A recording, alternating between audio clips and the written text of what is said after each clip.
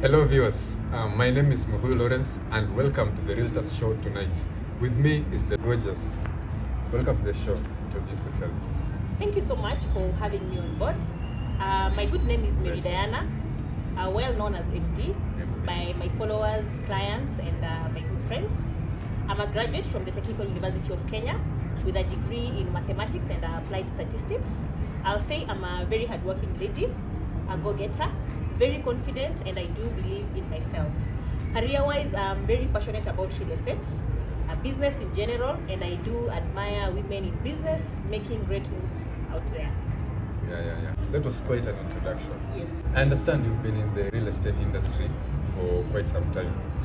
How has your journey been? What's your experience? My real estate journey has been amazing, very fulfilling.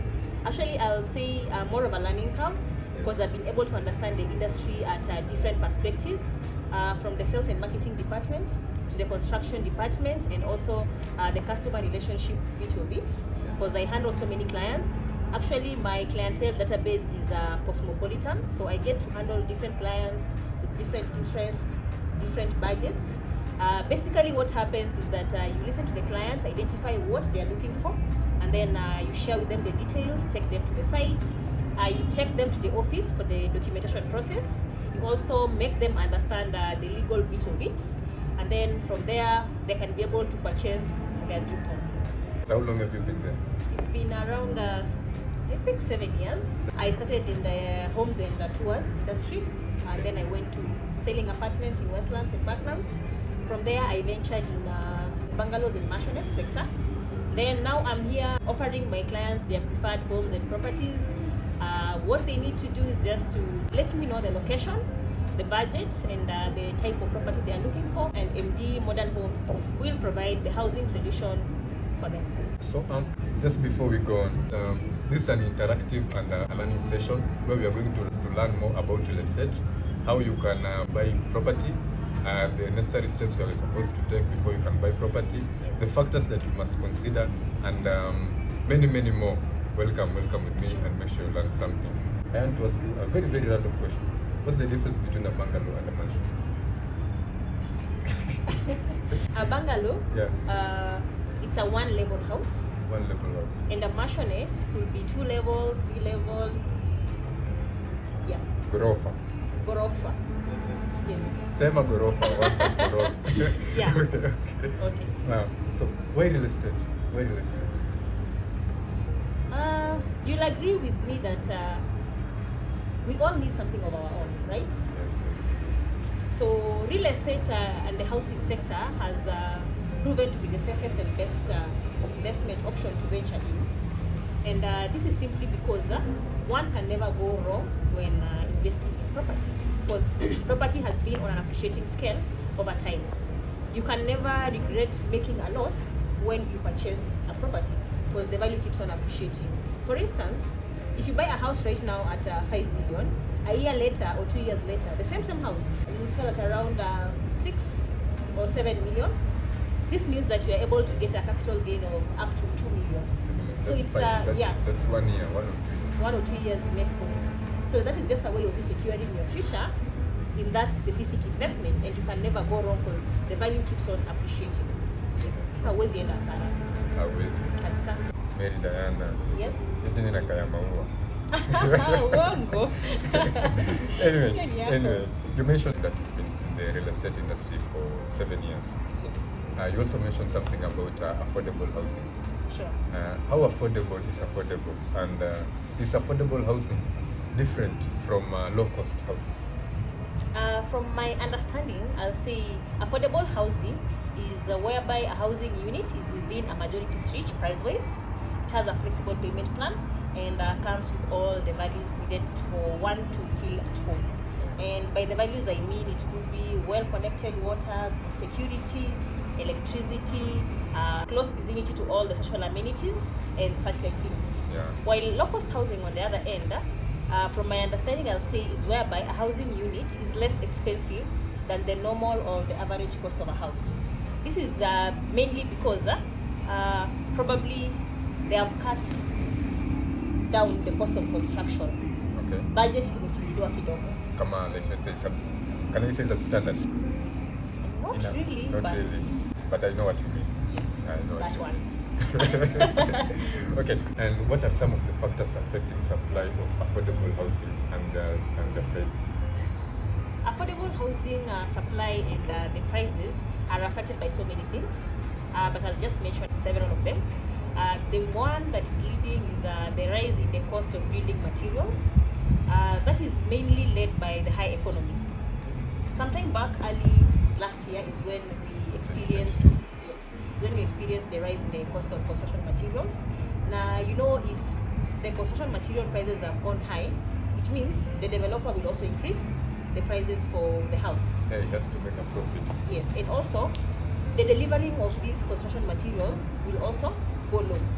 So construction department will be affected. Hence, we will not have enough houses because it will reduce the rate at which the houses are being developed. Another thing is the increase in population rate. You find that the demographics are going up, and therefore the demand is becoming higher for houses than the supply. So it's demand versus supply. Demand versus supply. Yes. So there is more demand For houses because the population has gone up than the houses that are being supplied. Okay. Yes. Another thing we have is the land rates. Landlords.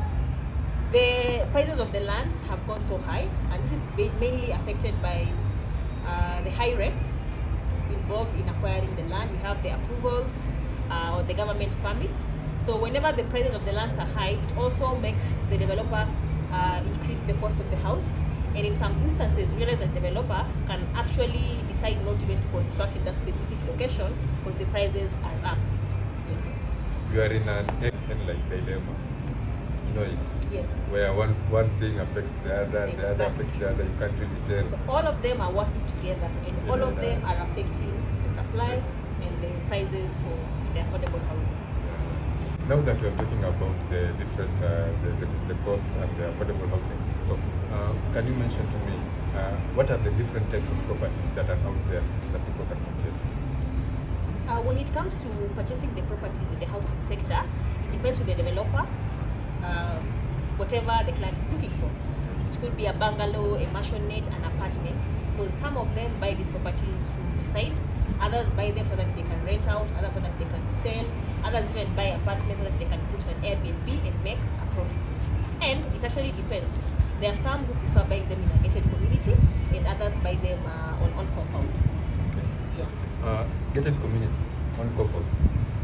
For someone who is not conversant about gated community and on compound, a gated community is whereby several people are living in an estate, but you are on your own compound. You have parking for more than 2 cars, you have a garden, you have space around your house, and the houses are normally separated by a live fence. Okay. But now you have shared amenities like swimming pool, shopping center, kindergarten, kids play area, and also you have one gate so it's a controlled entry and exit. But an on compound is whereby your compound is gated by a perimeter wall. You have one gate, like uko peke yako. Yes. So it depends. There are clients who want to stay in a community, and there are others who want to stay alone. So it basically depends which one anataka gani. And also, you find that one can also buy these houses when they are ready or when they are off plan. What exactly do you mean with off plan? Off plan is a model of selling houses whereby the client buys an idea of a project that is not yet ready or is still under construction, but they have an idea or plan of what to expect when this specific house is ready. So it's more of a journey of trust between the developer and the client from construction to delivery. Utaendelea kulipa polepole. Yes. Having interacted with the off-plan model of building and owning houses and homes, Yes. Is it something you can recommend to your clients? Yes, actually off-plan is amazing. I'll highly recommend it. But first, before a client buys through off-plan, Yes. I can advise them to do their due diligence on the company. They check out the track record of this company and their delivery track record. Because generally it has so many advantages because the prices are cheaper compared to buying ready houses. Okay. It comes with a more flexible payment plan, and one can be able to customize their house to their taste and preference because it's not a ready house. And if you're an investor, you get to make a great chance on investment because if you buy a house at off plan at maybe around 4 million, when the same house is ready, you get to sell this house at around 2 million or A margin of 2 million. upfront. Yes, so you make profit. And viewers, so far so good. We're learning. At the moment, at least you are aware of the different types of properties and the maybe affordable housing and the many benefits that you can get when you invest in real estate. So, moving forward, MD, Yes. what are some of the factors that someone must consider before they purchase property or house? Actually, that is a very important point because most of these clients or buyers, they're normally clueless before buying a property. So Very it's emotional good, buyers. yes. So it's good for them to be aware of some of these factors to consider before buying a house. The first factor is location. This is the most significantly important factor to consider before buying a property. You need to familiarize yourself with the location and get to assess it by yourself so that you know if it fits what you're looking for. And some of the factors affecting location is you could be looking at distance from tarmac, distance from CBD, closeness to social amenities, securities, and such like things. The second point is price. The kind of price or your budget and the payment plan determines the kind of property you can purchase in a specific area. So ukijua penye mfuko yako inafika, then it will be very easy for you to get to a property that is favorable within your budget. The third point is due diligence. Make sure you get the title deed and do a search. If you're buying through the off-plan model, make sure you do a background check on the company and also understand the process of getting the title deed when the house is ready or if you're purchasing a ready unit. You can either use your lawyer or the company lawyer, whichever way you feel comfortable, so that it can give you more confidence when you're purchasing this unit. Another point you should consider, especially when you're an investor, the return on investment, the ROI. When you invest in something, you expect it to grow To get something. so that you can get some value. Yes. So buying a property as an investor, you need to look at the figurative bit of it. I'm assuming if you're buying a property right now and you want to resell it, you should understand how much capital gain you will be getting after a few years. If you're also buying so that you can rent it out or you can put it on Airbnb, you also need to know what will be your income that you'll be making after, be it monthly, be it weekly, depending on the property. Yes. Periodical earnings. Exactly. If you're buying a residential home, you should also look at the quality of the house and the plot size. Because if it's a residential home, it should suit your taste and preference, so that it can give you that feel and worth for your money. Okay. You get, because Yes. nyumba yako ya kuishi. Also the space around. Value, Exactly. ambience, Yeah. serenity. Serenity. Serenity. Yes. Check the quality. If you love space, check the space around. Yes. We have successfully gone through the different factors that one must consider before purchasing the houses. Yes. So let us talk about the target market. Who are these clients who are purchasing these houses? The market is so wide, and the clients who are buying the houses are different.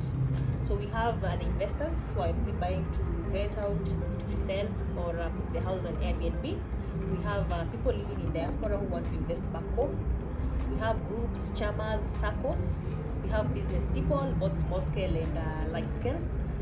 We also have first-time buyers First-time buyers. who are buying maybe Us. for residential or retirement homes. Yes. And now to the most critical part of purchasing a house, the payment plan and models. What are some of the payment plans and modes that are available to the clients? We have different modes of paying depending on the client. Okay. The clients who prefer doing cash payments. We have those who are comfortable with doing installments, whereby they pay a deposit of like 20% of the value of the house. Then the balance they are given a period of up to 1 year or more, depending on the agreement. We also have the rent to own option, whereby a client pays 20% of the value of the house, and then the balance, the owner, the developer, or the landlord, if it's a rental house, allows them to pay within 5 years, of course with interest, until the house eventually becomes theirs. They manage to fully pay Yes. the value. And then you can also have the mortgage, whereby the bank can come in to finance you, and then they give you a repayment period that you can pay flexibly for probably 5, 10, 15 years, also depending on your agreement. Yes. And what are some of the advantages of paying cash over installments? If you pay cash, you get a discount. Most developers give a slight discount for cash buyers, and if you're paying installment, the advantage is you get enough time to organize yourself financially because you're gonna live up on a Yes. You have more time. Yes. Okay, moving on. What are some of the legalities a homeowner must consider when they are purchasing a house? I think those are just the same like the ones I had mentioned under the factors to consider before buying a house. But on this specific question, I'll focus on 2 of them. Okay. The first one is get yourself a good conveyancing advocate. This advocate is basically to assist you in implementing the terms and conditions given by the developer. Because in most cases, it's the developer who gives you the sales agreement, which has their own terms. For instance, if it is an off-plan project, you are given 14 months to clear the balance. But you have no guarantee if the house will be ready within 14 months or not. So working with a good lawyer, he or she can be able to advise you to add a clause, or he or she can work with the company's lawyer so that they can agree on how to flexibly pay this amount. They can also agree on maybe, let's say I be paying in milestone. In that, when you do walling, I'll pay. When you do roofing, I'll pay. When you get to plaster works and tile work, I'll pay. Pay as you go. Yes, so that both the developer and the client are safe. Because you realize that in some instances, the client can pay a lot of money, let's say at 4 million, and the developer has not constructed her house or his house. The work done does not match the amount of money paid. Yeah, and also in some other instance, you realize that the developer has only constructed and the client has not yet paid. Far behind Yes. the payment. So because it's more of understanding between the two of you, you can also use your lawyer to come to that specific understanding so that both of you are safe. Yes. Another legal action you should consider is the due diligence part. Make sure the titling of the land is legit and also the land exists. You can use a lawyer or do the search yourself. Make sure you also understand the whole process involved in getting that title and considering that the house is ready. As I said, you can use your lawyer or use the company's lawyer, whichever makes you comfortable. Yes. Actually, due diligence is also a very, very critical part. Sana. You might end up purchasing a piece of paper. For Exactly. 4 million. You realize that in most cases, maybe when people are buying land, you hear so many cases like umenunua hewa. Yeah. Yes, so due diligence inakusaidia sana when it comes to such Sana. cases. Yes. MD, Yes. your brand is beyond Kenya. Talk to diaspora, to the people who are not in Kenya, but are part of your target market. Okay. Actually, on my clientele database, 60% are diaspora clients, and I talk to them a lot, sana usiku, and most of them keep on complaining the fact that they send money back home to their relatives and friends so that they can do housing projects, but when they come back, they find that nothing has been done on the ground. So my advice to them is always that before buying any property, if you're in diaspora, make sure you do your due diligence, make sure you do a background check, and in most cases, send a local, involve a local, could be your friend, your relative, someone you trust. They come on the ground, they check out the specific location where that property is located so that they can advise you accordingly. They can even do live videos for you so that you can just get a feel of what you want to invest in. If you are okay with the decision, it's now when we get into the payment process, which is I can also take them through. What happens? First of all, you send your details. So you have a client detail form, whereby you send your details, normally the name, ID, KRA PIN, email address, so that you can prepare for And you. all that. Yes, so that you can prepare for Then you. your books. The address, yes, so that you can prepare for you the offer letter.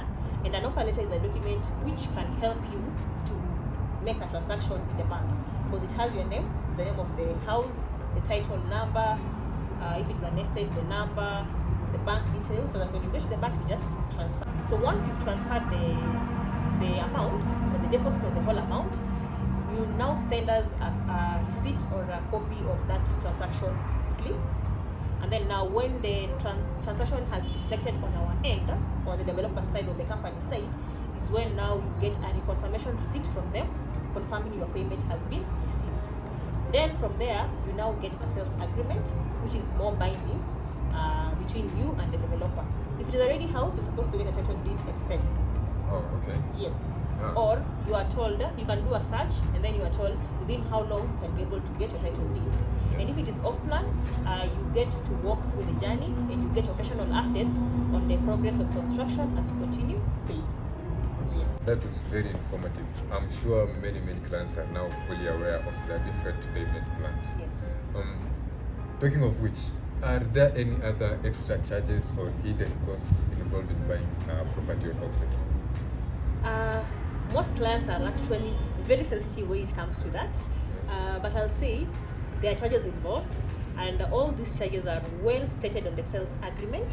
Okay. So there are the normal rates involved, the legal rates involved when purchasing a house, because we have the stamp duty or the amount you need to transfer title deed to your name. We have the valuation fee, we have the stamp duty, we have the service charge, and we have the legal fees, of which you can either choose to use your lawyer, Okay. so the fee will not be there, or you can use the company lawyer. Company, that's the company that's selling to you. Yes. Okay. So if you prefer using your lawyer, the company is still fine. But either way, all these rates, you get a chance to be taken through and guided on what they mean or what they entail, and you get to know how to go about it. As we are winding up, I'd like to ask you a very random question. A few years ago, the government of Kenya launched the Affordable Housing Initiative. Yes. Do you think it's viable? Yes, I'll say it is very viable only if certain issues are implemented. Because given that the Affordable Housing Initiative was started a few years ago with a target of 200,000 houses annually, and that is 5,000 per county, and we still have a deficit. According to me, I'll say the deficit is because of the high costs involved in the construction process. Because we have the land rates, we have the legal fees, we have the approvals, we have the legal fees, we have even the process whereby you get a buyer. So all these processes involved, they are quite expensive. So if the government can work on a strategy to minimize the costs involved, then the affordable housing scheme will be more swift and workable. Yes, because for instance, if I'm a developer, let me use an example of the private sector. If I have a house in Ruiru at 4 million, let's say, if I'm to sell this house, I'll sell it at around 9 to 10 million, which is not within the affordable housing range. But now, if a buyer comes in, they'll want to buy this house at 4.5 or 5 million. Okay. This is impossible because they don't understand the fact that the land price is not in the 4.5, and all the other rates involved in the process, they haven't been added. So when you tell them the price is 9 or 10, they'll say it is quite expensive. Okay. But now, if the government can work on something that can minimize these costs involved, then more houses can be developed, and more individuals can be able to purchase these houses. Hence, we'll be able to reduce the deficit of affordable houses in the process. Yes.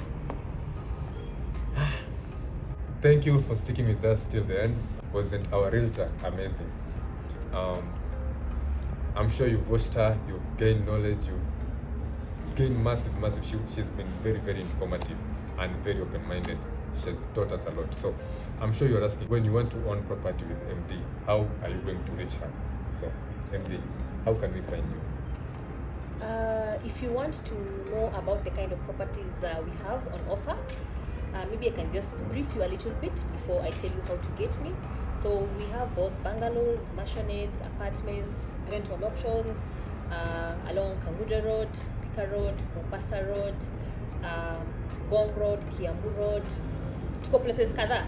So if you're looking for property in any of those locations, you can call or WhatsApp me on 0702 968 903.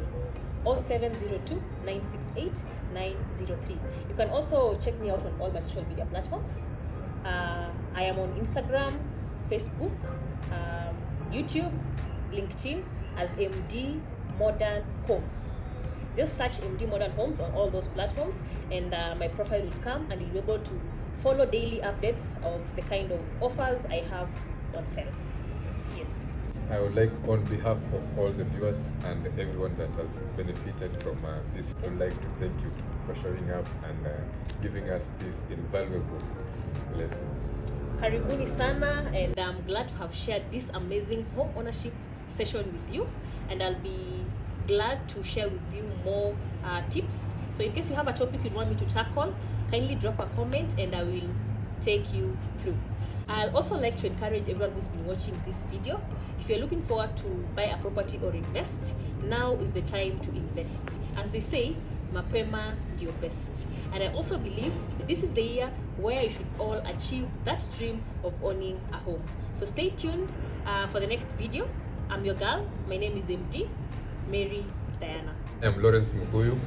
I would actually recommend her. She should be part of your home ownership journey. And for your deliveries and transportation, remember our main sponsor is Coolers. You can check them for deliveries and transportation. And with that, I would like to end the show. Mary Diana. Thanks so much. See you next time. Welcome.